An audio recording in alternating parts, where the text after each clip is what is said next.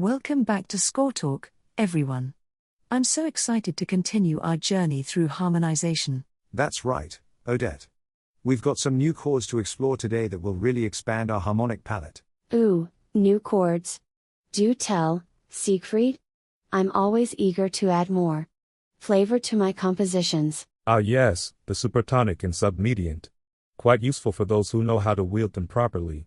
In our previous episodes, we covered the primary chords, tonic, subdominant, and dominant. And now, we're ready to add 2 more chords to our toolkit. I'm all ears, darling. What delightful new sounds await us? Pay attention, you'll want to master these. They can add unexpected twists to your music. Indeed, Rothbart. Let's introduce them properly, shall we? The name supertonic comes from its position in the scale. Ah, I see. So it's called supertonic because it's built on the 2nd scale degree, which is right above the tonic. How delightfully logical. I do enjoy when music theory makes sense. Names are all well and good, but what truly matters is function. Shall we discuss that? Absolutely, Rothbart. Let's explore the harmonic function of the supertonic chord. The supertonic chord serves several important functions. Predominant function. That sounds important. Could you elaborate, Siegfried? Of course, Odile. The predominant function is like a musical stepping stone. It bridges the gap between the tonic and dominant, creating a sense of movement. In this role, the supertonic, 2 chord acts as a catalyst, propelling the harmony forward. It creates a sense of anticipation, making the eventual arrival at the dominant feel more satisfying. This function is crucial in establishing the harmonic rhythm of a piece and in creating the tension resolution patterns that are so fundamental to Western music. This tension-creating aspect of the supertonic chord is what gives it its power. The 2 chord, being a minor chord in a major key, introduces a subtle but noticeable shift in the harmonic landscape. This shift creates a gentle dissonance that the ear wants to resolve, driving the music forward. Composers often use this quality to build anticipation, especially in the middle of phrases or as part of a longer chord progression. The tension it adds can make the eventual resolution to the tonic feel more satisfying, or it can be used to delay that resolution, keeping listeners engaged. Moreover, the supertonic's ability to substitute for the subdominant makes it particularly versatile. Exactly. The 2 chord shares 2 notes with the 4 chord, the 4th and 6th scale degrees, which allows it to function similarly in many contexts. This substitution is particularly common in jazz and popular music, where it's often used to add color and complexity to otherwise simple progressions. For example, in a 1-4-5 progression, replacing the 4 with 2 can add a touch of sophistication without fundamentally altering the harmonic structure. This substitution also allows composers to create smoother bass lines and voice leadings, as the root movement from 2 to 5, a fifth, is often more graceful than from 4 to 5, a whole step. Let's recap the typical progressions involving the 2 chord. We will find those in our compositions too. Indeed, the 2-5-1 progression. It's everywhere in jazz. Absolutely, Odile. It's a cornerstone of jazz harmony. The 2 chord adds a nice bit of spice before the dominant. Notice how in each progression, the 2 chord is preparing us for the dominant. That's its primary function at work. Excellent observations, everyone. The supertonic is a subtle but powerful tool in our harmonic toolkit. Now that we've covered the supertonic, let's move on to our other new chord, the submediant, or 6 chord. Submediant? That's a mouthful. What's the story behind this name? I bet it has something to do with its position in the scale, like the supertonic did. Close, but not quite. Care to explain, Odette? The term submediant breaks down like this. Ah, I see. So it's the 6th scale degree because it's the 3rd degree, but counting down from the octave. Like the subdominant, which is a 5th down from the octave. Fascinating. These music theory terms are like little puzzles, aren't they? Yes, the etymology is charming. But as I said before, function is what truly matters. You're right, Rothbart. Let's delve into the harmonic function of the submediant chord. The submediant chord has several important functions. This is a crucial function of the 6 chord. Because it shares 2 notes with the tonic chord, the 3rd and the 5th, it can often stand in for the tonic, providing a sense of resolution while adding color. This substitution can be used to extend phrases, avoid predictable cadences, or add harmonic interest to a progression that might otherwise sound too repetitive with a standard tonic chord. The deceptive cadence is one of the most powerful tools in a composer's arsenal, and the sixth chord is at its heart. When listeners expect a 5-1 cadence, substituting 6 for 1 creates a surprising and emotionally stirring effect. This technique has been used by composers for centuries to delay final resolution, create dramatic tension, or signal that a piece isn't quite finished. In pop music, it's often used to seamlessly connect the end of one section to the beginning of another. This is where the sixth chord truly shines in expressive power. The lower third of the sixth chord, compared to the tonic, gives it a more somber, reflective character. It's like a sudden minor key inflection in a major key piece. Composers often use this to underscore moments of doubt, reflection, or sadness in lyrics or narrative. In film scores, a shift to 6 can signal a character's internal struggle or a bittersweet moment. It's a beautiful way to add emotional depth to your music without fully modulating to a minor key. Here are some typical progressions featuring the sixth chord. The 50s progression. Oh, how I adore that nostalgic sound. It's like musical time travel. And the deceptive cadence. What a powerful tool for avoiding predictability in our compositions. Indeed. The submediant allows us to play with listener expectations. Use it wisely, and you can create truly compelling harmonic narratives. Excellent points, all. The submediant may be the mediant below, but its expressive potential is sky high. All right. And now, just like in our first episode, let's see how our new chords fit with all the scale degrees. Great idea. This will help us understand how versatile these chords can be. Ooh, I love a good color coding system. Yellow for supertonic and blue for submediant, was it? Correct, Odile. Pay attention, everyone. This is crucial information. Let's look at where the supertonic chord fits naturally. Remember, they are highlighted in yellow in the score. Second scale degree, root of the 2 chord. Fourth scale degree, third of the 2 chord. Sixth scale degree, fifth of the 2 chord. Interesting. So whenever we see these scale degrees in our melody, we can consider using the supertonic chord. Exactly, Odile. It's all about recognizing these opportunities in our melodies. Now, let's examine where the submediant chord fits. They are highlighted in blue in the score. Sixth scale degree, root of the 6th chord. First scale degree, third of the 6th chord. Third scale degree, fifth of the 6th chord. Oh my, the submediant seems to connect beautifully with our tonic chord, doesn't it? Astute observation, Odile. This relationship is part of what makes the submediant so intriguing. Absolutely. This connection is why the 6th chord can create that deceptive quality we mentioned earlier. Now that we understand how these chords fit with different scale degrees, we can start to use them in our harmonizations. I can't wait to experiment with these new colors in my musical palette. Well said, everyone. In our next segment, we'll look at some practical examples of how to incorporate these chords into our harmonizations. Actually, I've been working on a new theme. Would you all like to hear about it? Absolutely, Odette. Your themes are always so captivating. Oh, do tell, darling. I'm all ears for a new musical adventure. Very well. Let's hear what you've conjured up this time. I've composed a theme with some specific characteristics. The time signature is 4/4, with alternating quarter notes and half notes, and it spans an interval of an 11th. An 11th? That's quite a range, Odette. It must create a sense of expansiveness. And that rhythmic pattern sounds intriguing. A nice balance of movement and pause. The alternation between quarter and half notes could provide interesting harmonic opportunities. I'm glad you find it interesting. Shall we have a look at the score? By the way, if you need more time to look at the code, pause now.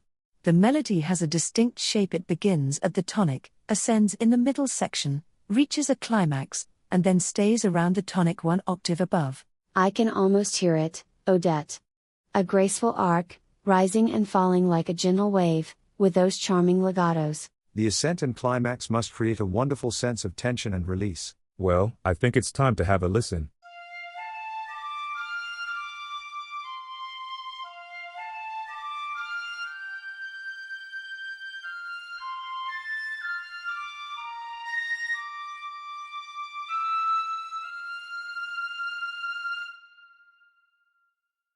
Absolutely, Odette. Your themes are always so captivating. Oh, do tell, darling. I'm all ears for a new musical adventure. Very well. Let's hear what you've conjured up this time. I've composed a theme with some specific characteristics. The time signature is 4/4, with alternating quarter notes and half notes, and it spans an interval of an 11th. An 11th? That's quite a range, Odette.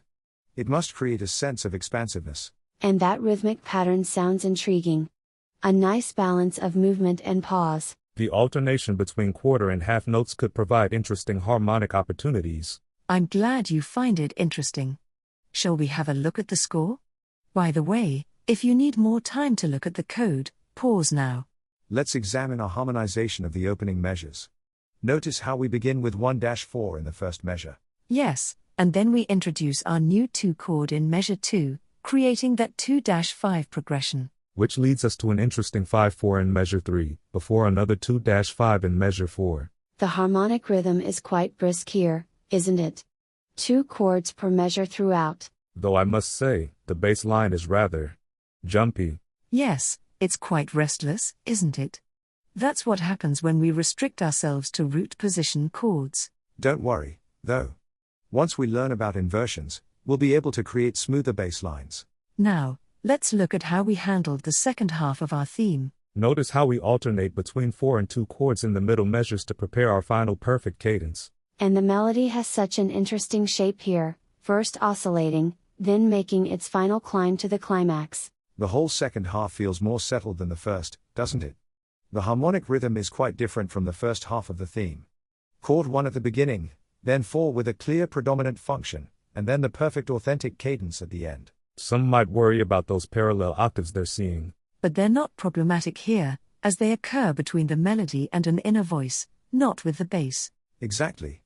The voice leading rules are most strict when it comes to outer voices, the relationship between bass and melody. Well, I think now it's the right time to have a listen.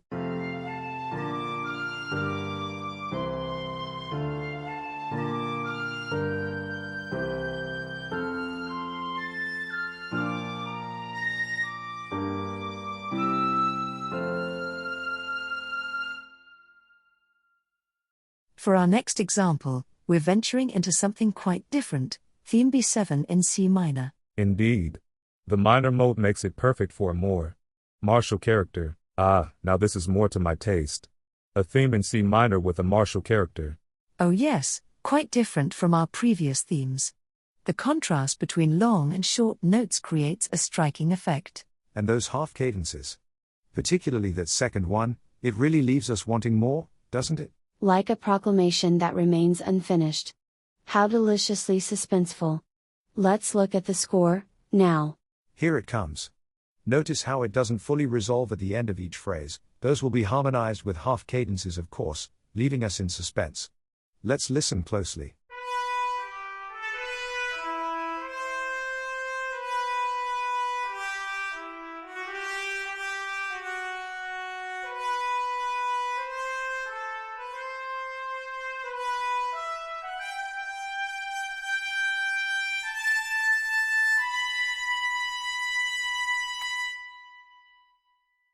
Yes, especially the final one.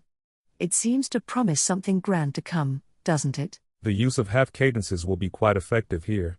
They'll give the theme a feeling of unfinished business. Like a declaration that demands a response. Very theatrical, I must say. Let's harmonize it, using 2 and 6 chords if possible. Notice that in minor mode we have a uppercase 6 chord, of major quality, as opposed to major mode, where we have a lowercase 6 of minor quality. Notice how the harmonic rhythm plays with our expectations. Those long, sustained chords suddenly give way to those rapid, marcato passages. Yes, it's quite effective. Very military trumpet-like in character. The contrasting rhythms really emphasize the martial quality. When the harmony moves quickly, the melody becomes more pronounced, more assertive. That final half cadence is particularly well crafted. The way it lingers on the dominant. Yes, it really suggests something grand is coming, doesn't it? Like we're just getting started. Oh, I can almost hear the imaginary timpani rolls that would follow. Now, Odile. Let's not get ahead of ourselves with full orchestrations just yet. Yes, first we should focus on the SATB harmonization. The piano will help us hear the harmonic structure clearly. The piano's clarity will actually help us better understand those contrasts between the sustained and martial passages. Let's have a listen.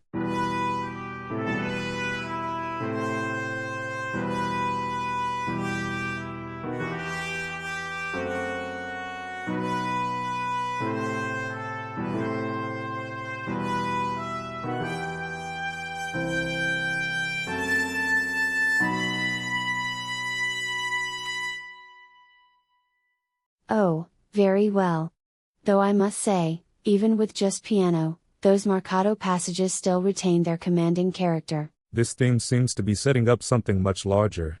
Yes, those half cadences, especially the final one, really suggest more development to come. It's like we're hearing the opening proclamation of a much grander piece. Oh, I simply must hear what comes next.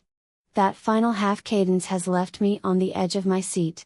Wait, I have an idea. What if we tried this with strings instead of piano? The sustained notes would have such a different quality. Strings could indeed bring out those contrasting textures quite effectively. The long notes could truly breathe. And the marcato passages would have that crisp, sharp articulation when played with precise bow strokes. Oh yes. Much closer to what I was imagining, yet still maintaining the clarity of the SATB texture. First violins could take the soprano line, second violins the alto, violas the tenor, and cellos the bass line, doubled by the bass naturally. The string quartet is perfect for this kind of experimentation. It's a wonderful middle ground, more expressive than piano, but still focused on the pure SATB harmonization. And those half cadences. They'll have such a different character with the string's sustained tone. Just remember to maintain clear articulation in those martial passages. The strings must be precise. Yes, with strong down bows on the marcato notes, we'll keep that military character intact. And the sustained notes can now truly sustain, with no decay like on the piano. Much better. Though I'm still hearing those timpani in my head. But I'll keep that to myself for now. Let's listen to the result, shall we?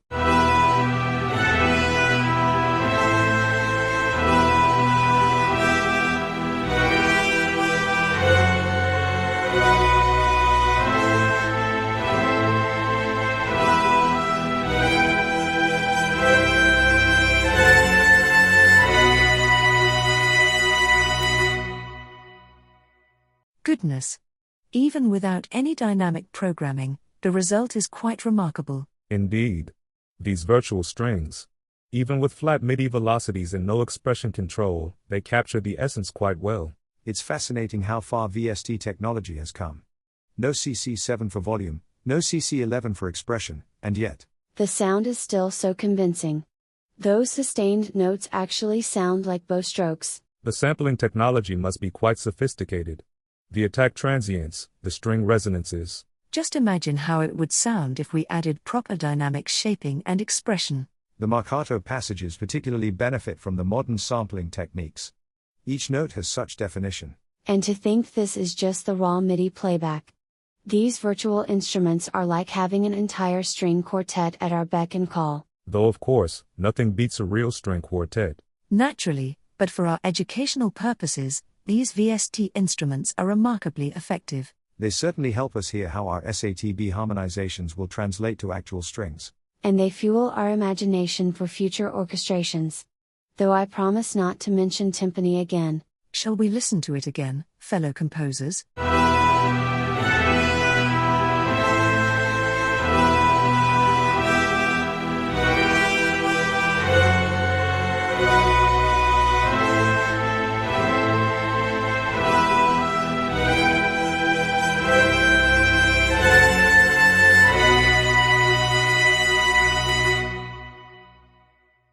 Thank you all for joining us today for another episode of Score Talk. We've covered quite a journey through supertonic and submediant harmonies, and even experimented with different instrumentations.